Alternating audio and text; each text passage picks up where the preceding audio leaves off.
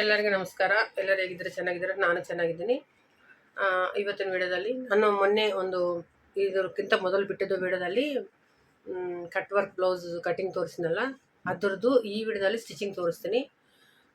ವಿಡಿಯೋನ ಎಂಡ್ವರೆಗೆ ನೋಡಿರಿ, ಸ್ಕಿಪ್ ಮಾಡೋಕೆ ಹೋಗ್ಬೇಡ್ರಿ. ಯಾಕಂದರೆ ಬರಲಾರ್ದವ್ರು ಕೂಡ ನೀಟಾಗಿ ನಾನು ಟೋಟಲ್ ಕ್ಯಾನ್ವಾಸ್ ಯಾವುದು ಬಕ್ರಮ್ ಥಿಕ್ನೆಸ್ ಬಕ್ರಮ್ ಕೊಟ್ಟಿದ್ದೀನಿ. ಅದಕ್ಕೆ ಬಕ್ರಮ್ ಕೊಟ್ಬಿಟ್ಟು ಐರನ್ ಯಾವ ಥರ ಮಾಡ್ಕೋಬೇಕು, ಯಾವ ಥರ ಸ್ಟಿಚಿಂಗ್ ಮಾಡಬೇಕು, ಅಂದರೆ ಎಮ್ಮಿಂಗೆ ಇರಲಾರ್ದ ಫಿನಿಶಿಂಗ್ ಯಾವ ಥರ ಮಾಡಬೇಕು, ಎಮ್ಮಿಂಗೆ ಹಾಕಿಲ್ಲ ನಾನು ಅದರಲ್ಲಿ, ಆ ಥರ ಫಿನಿಶಿಂಗ್ ಯಾವ ಥರ ಮಾಡ್ಕೋಬೇಕು, ಟೋಟಲ್ ಬ್ಲೌಸ್ ಸ್ಟಿಚಿಂಗ್ ನಾನು ಫಿಟ್ಟಿಂಗ್ ಯಾವ ಥರ ಮಾಡ್ಕೋಬೇಕು ಅನ್ನೋದು ಟೋಟಲ್ ತೋರಿಸಿದ್ದೀನಿ. ವಿಡಿಯೋ ಎಂಡ್ವರೆಗೆ ನೋಡಿರಿ, ಸ್ಕಿಪ್ ಮಾಡೋಕೆ ಹೋಗ್ಬೇಡ್ರಿ. ಮತ್ತೇನು ಡೌಟ್ ಇದ್ದರೆ ಕಾಮೆಂಟ್ ಮಾಡಿರಿ. ನೆಕ್ಸ್ಟ್ ವಿಡಿಯೋದಲ್ಲಿ ಮತ್ತೆ ಬಿಟ್ಟಾಗೋಣ. ಫಸ್ಟ್ ವಿಡಿಯೋದಾಗ ಹೋಗೋಣ ಬನ್ನಿ. ಸ್ಟಾರ್ಟಿಂಗಲ್ಲಿ ಫ್ರಂಟ್ ನೆಕ್ ಕ್ಯಾನ್ವಾಸ್ ಕಟ್ ಮಾಡಿದ್ನಲ್ಲ, ಅದನ್ನು ಐರನ್ ಮಾಡ್ಕೋಬೇಕು. ಯಾರಾದರೂ ನೀವು ಕೂಡ ಯಾರನ್ನ ಕಟ್ ಮಾಡ್ಕೊಂಡಿದ್ರೆ ಅದನ್ನು ಐರನ್ ಫೆಸಿಲಿಟಿ ಇದ್ದರೆ ಐರನ್ ಮಾಡ್ಕೋಬೇಕು. ಇಲ್ಲಾಂದರೆ ಮಿಷಿನ್ ಮೇಲೆ ನಾರ್ಮಲ್ಗೆ ಸ್ಟಿಚಿಂಗ್ ಹಾಕೋಬೇಕು. ಸೈಡಲ್ಲಿ ಕಾರ್ನರ್ ಸ್ಟಿಚ್ ಹಾಕ್ಕೊಂಡು ಈ ಥರ ಮತ್ತು ಮೇನ್ ಪೀಸ್ ಅಂದರೆ ಬ್ಲೌಸ್ ಪೀಸ್ ಇರುತ್ತಲ್ಲ, ನಾವು ಯಾವುದಾದ್ರೆ ಸ್ಟಿಚಿಂಗ್ ಮಾಡ್ಬೇಕು ಅಂದ್ಕೊಂಡಿದ್ದೀವೋ ಮೇನ್ ಪೀಸ್ ಮೇಲೆ ಈ ಥರ ಲೈನಿಂಗ್ ಮೇಲೆ ಅಟ್ಯಾಚ್ ಆಗಿರೋ ಬಕ್ರಮ್ನ ಮೇನ್ ಬ್ಲೌಸ್ ಮೇಲೆ ಇಟ್ಕೊಂಡು ಈ ಥರ ಬಕ್ರಮ್ ಮೇಲೆ ಸ್ಟಿಚಿಂಗ್ ಹೋಗ್ಲಾರ್ದಂಗೆ, ಅಂದರೆ ಕ್ಯಾನ್ವಾಸ್ ಮೇಲೆ ಸ್ಟಿಚಿಂಗ್ ಬಿಡಲಾರ್ದಂಗೆ ಸೈಡಲ್ಲಿ ಸ್ಟಿಚ್ ಹಾಕಿಬಿಟ್ಟು ಆಮೇಲೆ ಸ್ವಲ್ಪ ಒಂದು 1/4 ಇಂಚ್ ಮಾರ್ಜಿನ್ ಬಿಟ್ಕೊಂಡು ಇದನ್ನು ಕಟಿಂಗ್ ಮಾಡಿ ಸೈಡ್ ಮಾಡಬೇಕು. ಕ್ಲಾತನ್ನ ಎಕ್ಸ್ಟ್ರಾ ಕ್ಲಾತ್ ಸೈಡ್ ಮಾಡ್ಕೋಬೇಕು. ಇವಾಗ ಈ 1/4 ಇಂಚ್ ಮಾರ್ಜಿನ್ ಬಿಟ್ಟಿದ್ನಲ್ಲ, ಅದಕ್ಕೆ ಸಣ್ಣದು ಚಿಕ್ಕದು ಕಟ್ ಹೊಡ್ಬೇಕು. ಯಾಕಂದರೆ ನಾವು ತಿರುಗಬೇಕಾದ್ರೆ ಕ್ಲಾತನ್ನ ಕಟ್ ಹೊಡ್ಕೋಬೇಕಾಗುತ್ತೆ. ಆಮೇಲೆ ಈ ಥರ ರಿವರ್ಸ್ ಮಾಡ್ಕೋಬೇಕು. ಫ್ರಂಟ್ ಪಾರ್ಟ್ನ ಈ ಥರ ರಿವರ್ಸ್ ಆಗಿ ಇದನ್ನು ನಿಮ್ಮ ಹತ್ರ ಐರನ್ ಫೆಸಿಲಿಟಿ ಇದ್ದರೆ ಐರನ್ ಮಾಡಿ, ಇಲ್ಲಾಂದರೆ ನೀಟಾಗಿ ಮೇಲೆ ಟಾಪ್ ಸ್ಟಿಚ್ಚು ಹಾಕೋಬೋದು. ಆಮೇಲೆ ಲೈನಿಂಗ್ ಅಟ್ಯಾಚನ್ನ ಮಾಡ್ಕೋಬೇಕು. ಇವಾಗ ಇದಕ್ಕೆ ಹೆಮ್ಮಿಂಗ್ ಇಲ್ಲ, ಯಾಕಂದರೆ ನಾವು ಲೈನಿಂಗ್ ಸಮೇತ ಕ್ಯಾನ್ವಾಸ್ನ ತಿರುಗಾಕಿವಲ್ಲ, ಸೊ ಇದಕ್ಕೆ ಹೆಮ್ಮಿಂಗು ಬರಲ್ಲ. ಕ್ಯಾನ್ವಾಸ್ ಬಕ್ರಮ್ ದಪ್ಪ ಇರುತ್ತಲ್ಲ, ಹೆಮ್ಮಿಂಗ್ ಮಾಡೋಕ್ಕೂ ಕಷ್ಟ ಆಗುತ್ತೆ. ಸೊ ಈ ಥರ ಮಾಡ್ಕೊಂಡ್ರೆ ನಿಮಗೆ ಅನುಕೂಲ ಆಗುತ್ತೆ. ಇವಾಗ ಫ್ರಂಟ್ ಪಾರ್ಟ್ ಎರಡು ರೆಡಿ ಆದಮೇಲೆ ಡಾಟ್ ಪಾಯಿಂಟಿಗೆ ಮಾರ್ಕಿಂಗ್ ಇಟ್ಕೊಂಡು ಡಾಟ್ಸ್ ಹಾಕೋಬೇಕು ಇದಕ್ಕೆ. ಆಮೇಲೆ ಡಾಟ್ಸ್ ಹಾಕೋದ್ಮೇಲೆ ಕ್ರಾಸ್ ಬೆಲ್ಟನ್ನ ರೆಡಿ ಮಾಡ್ಕೋಬೇಕಾಗುತ್ತೆ. ಫ್ರಂಟ್ ಡಾಟು ಮತ್ತು ಸೈಡ್ ಡಾಟ್ಸು ಎಲ್ಲನೂ 4 ಡಾಟ್ ಮಾರ್ಕಿಂಗ್ ಹಾಕಿಕೊಂಡಿರ್ತೀವಲ್ಲ, ಆ 4 ಡಾಟ್ನ ಸ್ಟಿಚಿಂಗ್ ಮಾಡ್ಕೋಬೇಕಾಗುತ್ತೆ.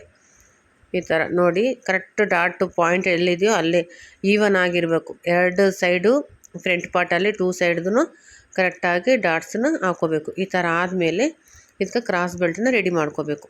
ಒಂದು ಕ್ರಾಸ್ ಬೆಲ್ಟ್ಗೆ ಒಂದು ಮೇನ್ ಪೀಸ್ ಆಗುತ್ತೆ, 2 ಲೈನಿಂಗ್ ಇರ್ತವೆ, 3 ಅಟ್ಯಾಚ್ ಆಗಬೇಕು. ಅಂದರೆ ಫಸ್ಟ್ ಒಂದು ಲೈನಿಂಗ್ಗೆ ಮೇನ್ ಪೀಸ್ ಅಟ್ಯಾಚ್ ಮಾಡಿಕೊಂಡು ಆಮೇಲೆ ಮತ್ತೆ ಲೈನಿಂಗ್ ಮತ್ತು ಮೇನ್ ಪೀಸ್ ಮೇಲೆ ಇಟ್ಕೊಂಡು ಅದನ್ನು ತಿರುಗಾಕಿದರೆ ಸ್ಟಿಚಿಂಗ್ ಮಾಡೋಕ್ಕೆ ನಮಗೆ ಕ್ರಾಸ್ ಬೆಲ್ಟ್ ಅನುಕೂಲ ಆಗುತ್ತೆ. ಸೊ ಈ ಥರ ಆದಮೇಲೆ ಬ್ಯಾಕ್ ಪಾರ್ಟ್ನ ಸೆಟ್ ಮಾಡ್ಕೋಬೇಕು. ಬ್ಯಾಕ್ ಪಾರ್ಟ್ ಕೂಡ ನಾನು ಏನು ಮಾಡ್ತಾಯಿದ್ದೀನಿ ಅಂದರೆ ಮೇನ್ ಪೀಸ್ ಮೇಲೆ ಇದ್ರನ್ನ ರಿವರ್ಸ್ ಅಂದರೆ ತಿರುಗಾಕ್ತಾಯಿದ್ದೀನಿ. ಸೊ ಲೈನಿಂಗ್ ಮೇಲೆ ಇಟ್ಕೊಂಡು ಐರನ್ ಮಾಡ್ಕೊತಾ ಇದ್ದೀನಿ. ನಮ್ಮ ಟೈಲರ್ ಮಾಡ್ತಾಯಿದ್ದಾರೆ. ಸೊ ಲೈನಿಂಗ್ ಮೇಲಿಟ್ಟು ಐರನ್ ಮಾಡಿಕೊಂಡು ಈ ಥರ ಒಂದು ಟಾಪ್ ಅಂದರೆ ಒಂದು ಬೇಸಿಕ್ ಸ್ಟಿಚ್ ಮಾಡ್ತಿದ್ದು, ಒಂದು ರಫ್ ಸ್ಟಿಚ್ ಈ ಥರ ಸೈಡಾಗಿ ಒಂದು ಸ್ಟಿಚ್ ಹಾಕ್ಕೊಂಡು ಬರಬೇಕು. ಟೋಟಲಾಗಿ ಒಂದು ಅಂದರೆ ಮೇನ್ ನಾವು ಕಟ್ ವರ್ಕ್ ಯಾವ ಥರ ಮಾಡಿವೋ ಆ ಥರ ಸ್ಟಿಚ್ ಹಾಕ್ಬಾರ್ದು. ಸುಮ್ಮನೆ ರಫ್ ಸ್ಟಿಚ್ ಹಾಕಿದರೆ ಏನಾಗುತ್ತೆ ಅಂದರೆ ಕ್ಲಾತು ಆ ಕಡೆ ಈ ಕಡೆ ಸರಿಲಾರ್ದಂಗೆ ಇರುತ್ತೆ. ಆಮೇಲೆ ಸೇಮ್ ಕಟಿಂಗ್ ಹೆಂಗಿದೆಯೋ ಅದೇ ಥರ ಪಕ್ಕದಲ್ಲೇ ಸ್ಟಿಚಿಂಗ್ ಹಾಕೊಂತ, ಅಂದರೆ ಬಕ್ರಮ್ ನಾವು ಕಟಿಂಗ್ ಯಾವ ಥರ ಮಾಡಿವೋ ಅದೇ ಥರ ಸ್ಟಿಚಿಂಗ್ನ ಹಾಕ್ಬೇಕು. ಬಕ್ರಮ್ ಮೇಲೆ ಸ್ಟಿಚ್ ಬೀಳಬಾರ್ದು. ಈ ಥರ ಟೋಟಲ್ ಸ್ಟಿಚಿಂಗ್ ಹಾಕ್ಬೇಕು ಅನ್ಮತ್ತು. ಸೈಡಾಗಿ ನಿಧಾನವಾಗಿ ನೀಟಾಗಿ ಹಾಕೋದು ಬರಬೇಕು. ಒಂಚೂರು ಬಕ್ರಮ್ ಮೇಲೆ ಹೋದರೆ ಅದು ಫಿನಿಶಿಂಗ್ ಅಂಬೋದು ಕರೆಕ್ಟಾಗಿ ಬರಲ್ಲ. ಯಾಕಂದರೆ ಅದು ರಿವರ್ಸ್ ಮಾಡಬೇಕಾದ್ರೆ ತಿರುಗಲ್ಲ, ಬಕ್ರಮ್ ಮೇಲೆ ಸ್ಟಿಚ್ ಬೀಳಬಾರ್ದು. ಎನಿ ಕಂಡೀಷನ್ ಆಗಿ ಅದು ನೆನ್ಪಿಟ್ಕೊಂಡಿರಬೇಕು. ಈ ಥರ ನಿಧಾನವಾಗಿ ಸ್ಟಿಚಿಂಗ್ನ ಮಾಡಬೇಕು. ಟೋಟಲ್ ಸ್ಟಿಚಿಂಗ್ ಆದಮೇಲೆ ಮತ್ತೆ ಸೈಡಲ್ಲಿ ಒಂದು 1/4 ಇಂಚ್ ಮಾರ್ಜಿನ್ ಬಿಟ್ಕೊಂಡು ಕಟ್ಟಿಂಗ್ನ ಮಾಡ್ಕೋಬೇಕು. ಫ್ರಂಟ್ ಪಾರ್ಟಿಗೆ ಯಾವ ಥರ ಮಾಡಿವೋ ಬ್ಯಾಕ್ ಪಾರ್ಟ್ ಕೂಡ ಅದೇ ಥರ ಕಟ್ ಮಾಡ್ಕೊಂಡು ಎಲ್ಲೆಲ್ಲಿ ನಮಗೆ ಕಟ್ ವರ್ಕು ಬಂದಿದೆಯೋ ಸ್ಕ್ಯಾಲಪ್ ಡಿಸೈನ್ ಅಲ್ಲೆಲ್ಲಿ ಮಾತ್ರ ಸ್ವಲ್ಪ ಕಟ್ಟಿಟ್ಕೊಂಡ್ರೆ ನೀಟಾಗಿ ರಿವರ್ಸ್ನ ಮಾಡ್ಬೋದು, ತಿರ್ಗಾಕ್ಬೋದು ನಾವು ಪೀಸ್ನ. ನಾನು ಲೈನಿಂಗ್ ಮೇಲೆ ಇಟ್ಟು ಮೇನ್ ಪೀಸ್ ಲೈನಿಂಗ್ ಮೇಲೆ ಬಕ್ರಮ್ ಅಟ್ಯಾಚ್ ಮಾಡಿ ಮೇನ್ ಪೀಸ್ ಮೇಲೆ ಇಟ್ಟು ಇದು ತಿರ್ಗಾಕ್ತಾಯಿದ್ದೀವಿ ನೋಡಿರಿ. ಇದಾದಮೇಲೆ ಈ ಥರ ಐರನ್ ಮಾಡ್ಕೊಂಡ್ರೆ ನೀಟಾಗಿ ಬ್ಯಾಕ್ ಪಾರ್ಟ್ ರೆಡಿ ಆಗುತ್ತೆ ನಮಗೆ. ಐರನ್ ಬಾಕ್ಸ್ ಇಲ್ಲಾರ್ದವರು ನಿಮ್ಮ ಮೇಲೆ ಟಾಪ್ ಸ್ಟಿಚ್ ಹಾಕೊಂಡ್ರೆ ನಡೆಯುತ್ತೆ. ಮ್ಯಾಕ್ಸಿಮಮ್ ಟೈಲರ್ಸ್ಗೆ ಐರನ್ ಬಾಕ್ಸ್ ಯೂಸ್ ಮಾಡಲೇಬೇಕು, ಯಾವುದೇ ಟೈಲರ್ ಆಗಲಿ. ನೋಡಿ ಈ ಥರ ಐರನ್ ಆದಮೇಲೆ ಈ ಥರ ರೆಡಿ ಆಯಿತು. ಇವಾಗ ಮತ್ತು ಇದಕ್ಕೆ ಅಟ್ಯಾಚು ಸೈಡ್ ಲೈನಿಂಗ್ ಅಟ್ಯಾಚ್ ಇರುತ್ತಲ್ಲ, ಅದು ಅಟ್ಯಾಚ್ ಮಾಡಿದ್ಮೇಲೆ ಡಾಟ್ಸ್ ಸ್ಟಿಚಿಂಗ್ ಆಗ್ತಾಯಿದೆ. ಬ್ಯಾಕ್ ಸೈಡ್ 2 ಡಾಟ್ಸ್ ಇರ್ತಾವಲ್ಲ, ಅದು ಸ್ಟಿಚಿಂಗು. ಇದಾದಮೇಲೆ ಇದಕ್ಕೆ ಬ್ಯಾಕ್ ಸೈಡ್ ಹೆಮ್ಮಿಂಗ್ ಪಟ್ಟಿ, ಬೆನ್ನು ಪಟ್ಟಿಗೆ ಹೆಮ್ಮಿಂಗ್ ಪಟ್ಟಿನೇ ಕೊಡಬೇಕಾಗುತ್ತೆ. ಆಮೇಲೆ ಸ್ಲೀವ್ಸ್ ನೋಡೋಣ. ಸ್ಲೀವ್ಸ್ ನೋಡಿಕೊಂಡು ಸ್ಲೀವ್ಸ್ ಕೂಡ ಬಕ್ರಮ್ನ ಲೈನಿಂಗ್ ಮೇಲೆ ಐರನ್ ಮಾಡ್ಕೋಬೇಕಾಗುತ್ತೆ. ಮತ್ತು ಸೇಮ್ ಸ್ಲೀವ್ಸ್ ಹೆಂಗೆ ಬ್ಯಾಕ್ ಪಾರ್ಟ್ ಹೆಂಗೆ ಸ್ಟಿಚ್ ಮಾಡಿವಿ ಇದನ್ನು ಅದೇ ಥರನೇ ಕಾರ್ನರ್ ಸ್ಟಿಚ್ಚು ಹಾಕಬೇಕಾಗುತ್ತೆ. ಟೋಟಲ್ ಕಾರ್ನರ್ ಸ್ಟಿಚ್ ಹಾಕಿದ ಮೇಲೆ ಇದನ್ನು ಕೂಡ ರಿವರ್ಸ್ ಮಾಡಿ ತಿರ್ಗಿ ಹಾಕಬೇಕಾಗುತ್ತೆ.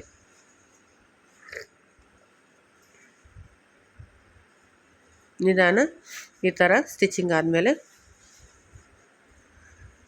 ನಾನು ಈ ಕಟ್ಟಿಂಗು ಎಲ್ಲನೂ ಬ್ಲೌಸ್ ಕಟ್ಟಿಂಗನ್ನು ನಾನು ವಿಡಿಯೋದಲ್ಲಿ ನನ್ನ ಚಾನಲಲ್ಲಿ ಅಪ್ಲೋಡ್ ಮಾಡಿದ್ದೀನಿ. ನೀವು ಯಾರನ್ನು ನೋಡಿಲ್ಲ ಅಂದರೆ ಈ ಕಟ್ಟಿಂಗ್ನ blouse cutting total cutting upload ಮಾಡಿದ್ದೀನಿ, ನೀವು ಅದನ್ನು ಹೋಗಿ ನೋಡ್ಬೋದು. ನನ್ನ ಚಾನಲಲ್ಲಿ ಇದೆ ಅದು ವಿಡಿಯೋ.